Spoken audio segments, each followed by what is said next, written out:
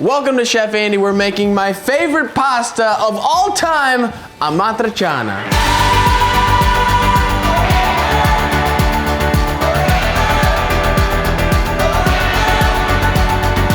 That's right, guys, we're making Amatriciana, one of my favorite dishes. It comes from the town of Amatrice. Amatrice had this awful earthquake a few years back, but the town survived. The dish is from there. I just think it's so cool. You can go in Italy and a town is famous for that certain dish. But I am super excited to share this with you. I cook it every single Valentine's Day for my beautiful wife, Melissa, for like the last 6 years.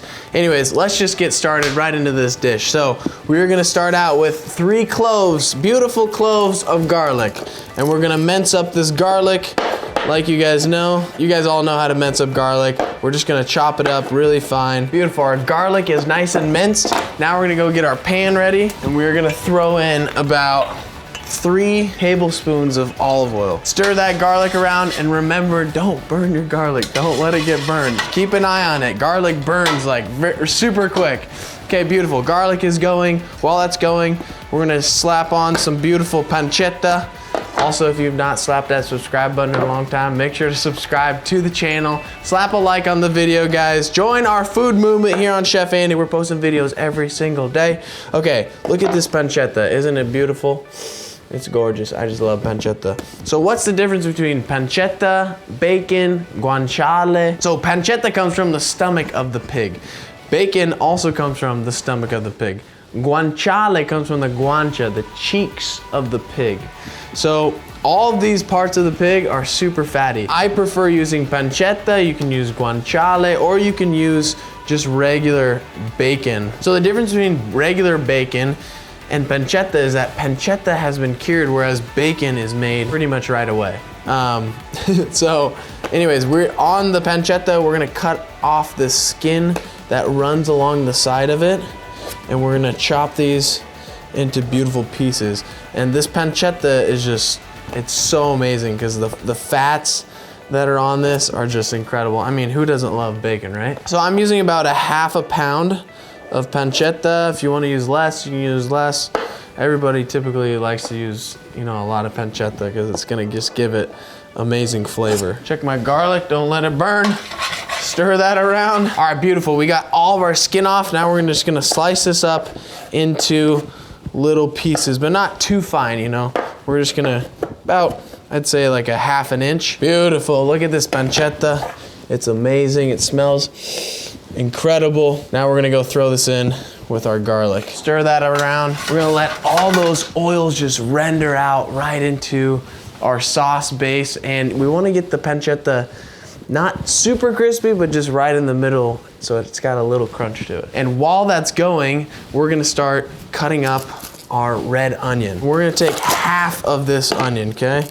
Everybody knows how to cut an onion, right? Peel off the skin, cut off the back, leave this part to hold it all together, slice it. Nice thin strips, cut it through the center, start slicing into little pieces. Now get your chop on, folks. I'm not putting in my onions until my pancetta is super nice and crispy, because if I put these in too soon, it's not gonna let that pancetta cook. So I'm waiting for that pancetta to get nice and done, and then we're gonna throw in and saute this red onion. I think the reason why I love this recipe so much is because it has bacon in it. I don't know. Who doesn't love bacon? I mean, it's just, this is such a simple dish, but man, the oils and the flavors, especially the best thing about this pasta is the next day, it gets even better. It looks about ready, so I'm gonna take our red onion and we're gonna just throw this right inside and let this saute. Mix that in. Wow.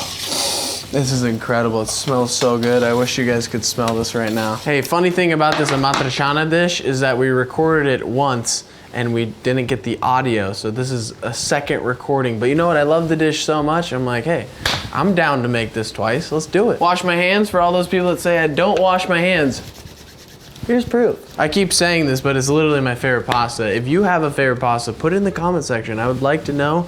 If I haven't made it, maybe I'll make it for you. Hey, come on. Now, while those onions have been sauteing, I got my water all prepped for our bucatini pasta, so it's ready to go when we need it. So while those are sauteing as well, we're gonna get our whole peeled tomatoes opened and ready. So twist this baby open. I hate using can openers. Ooh, wow, look at those beautiful whole peeled tomatoes. We're gonna use 1 can of whole peeled tomatoes. You can use more if you'd like more. And I'm gonna chop these up just so that it makes it easier to break up when we put it in our sauce. Wow, look at those juices just ooze out. Man, this smells so good. Onions are looking ready. Let's put in our tomatoes. Okay, so I'm just gonna take this whole thing over, grab my knife, and slide it in.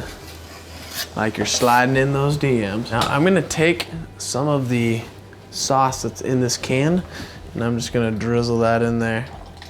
Give it a little more tomato flavor. Mix those tomatoes around. Now on this dish, we want it to be kind of dry. We don't want it to be, you know, a soupy texture like this is. Also, we're gonna add a pinch of salt. Beautiful. As well as we're gonna spice it up a little bit in our lives and add some chili flakes just to give it a little picante, to give it a little spice. We're gonna let this sit for 20 minutes, and what it's gonna do is the tomatoes are gonna reduce, as well as those chili flakes are gonna infuse right into the sauce. I'm gonna mix this all around, and I'll see you in 20 minuti. All right, it hasn't been 20 minutes, it's been 10 minutes, but I forgot, we need to grate up some beautiful cheese. So we have our pecorino romano. Oh, this is amazing stuff. You know where they make beautiful pecorino? It's Sardinia. I've always wanted to go to the island of Sardinia. But this is a goat cheese, and we're gonna grade this up nice and fine. We're gonna want about a cup of nice pecorino, or a cup and a half, depending on how much cheese you like. The fragrance on this cheese, this stuff is strong. It's salty, it's strong, it's goaty. I don't know what that means, but. We'll throw this in a nice bowl. Now we're gonna grate up some amazing Parmigiano Reggiano from Parma, Italy. This is one of my favorite cheeses in the entire world. So we're gonna grate up this about a half cup. So we're gonna use more pecorino than we're gonna use Parmigiano Reggiano. You know what I really wanna do is buy a whole wheel of Parmigiano Reggiano, make that carbonara inside, or just open a whole one up. I've done it once, but it'd be cool on Chef Andy to do it. Beautiful, our cheeses are all ready. I'm gonna wait another 5 minutes, and then we're gonna cook our bucatini pasta. Bucatini, who doesn't love the bucatini? Buco means whole in Italian, and bucatini, anything with ini at the end, means small. So basically this pasta means small hole. But this is the traditional pasta that is used in Amatriciana. Our water is boiling right now, so we're gonna take a nice, grab a salt, throw that in there, and plop in our bucatini. So that should take about 7 to 8 minutes to cook.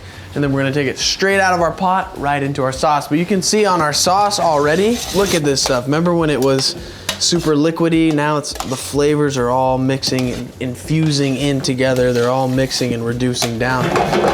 This sauce is almost ready. Another 5 minutes and boom, it's done. Oh mama, our water's boiling. We need to stir it around. Take a peek at this pasta. Ooh, wow. Ah, ooh, ooh, ooh. That's hot water right there. Let's take a taste. Perfect, beautiful. Okay, pasta's done. We're gonna put it right direct from the pot straight into our pan where our sauce is cooking. I like doing this because you get some of that water mixed into the sauce. And that's kind of like a little trick. Mix this around in our Amatriciana. Wow, look how beautiful this looks. Oh, the sauce is just straight up infused in this pasta, but we're not finished yet. We gotta take our formaggi, our cheeses. Okay, so we're gonna take a handful of pecorino. Beautiful, about a cup. Now a half cup of Parmigiano Reggiano. We're gonna mix this all around. And this is gonna make it even more dry. It's gonna give it kind of that drier, cheesy texture. Wow. Okay, now let's bring this on our plate. Oh, bella mia. Oh, bella roba. Wow. This looks so good. All right, we're gonna wait for this to cool down because it's pretty hot, and let's give this a taste. Oh my goodness, I'm so excited to try this. This looks incredible. Amatriciana, amo, ti amo.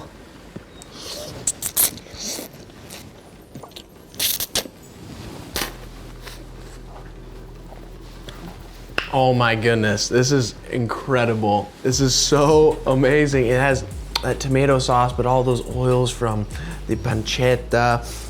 And it's not too spicy. It's just spicy enough to where your mouth isn't on fire, but you feel a little tingle, you know, right on the throat. Okay, I gotta have one more bite here. Something that's also nice about this pasta though, is the bucatini, because you know, you get so used to spaghetti and like all these other stuff. You don't really have a lot of bucatini. Also that nice pecorino. Woo! Well, there you go. My favorite pasta dish, Amatriciana. If you haven't Amatriciana'd up that subscribe button, make sure to do that. Slap a like on the video, and we'll see you next time in the kitchen. Ciao belli.